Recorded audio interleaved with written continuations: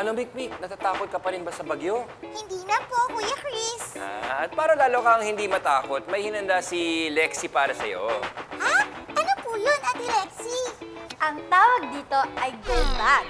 Dito mo nilalagay yung mga gamit na kailangan mo pag may emergency. Kunyari, pag may bagyo. Para go agad. Nagets mo.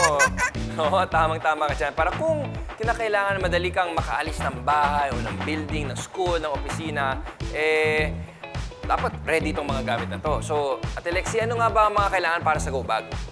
Ito lang yan. Ang sabi po kasi ng NDRRMC o National Disaster Risk Reduction and Management Council, ito dapat ang mga laman ng go bag mo. Okay.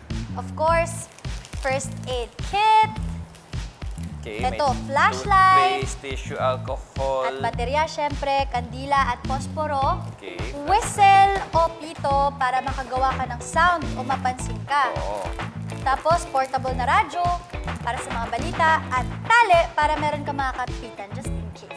Para sa nutrition naman, maghanda ng drinking water. Meron din pagkain na sa delata. Oo. Kapote, Oo, raincoat, kumot, syempre mga damit.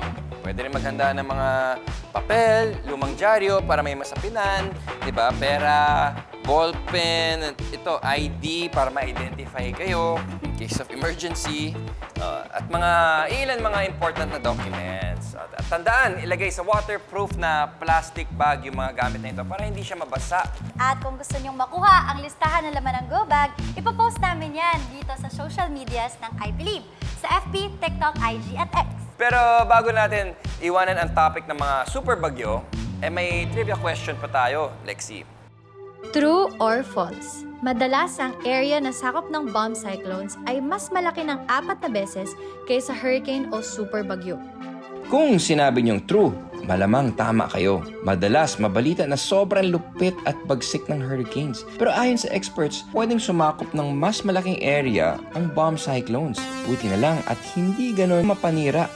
Kadalasan, ano pa man, dumadalas ang mga super bagyo dahil pinapainit ng climate change ang mga karagatan at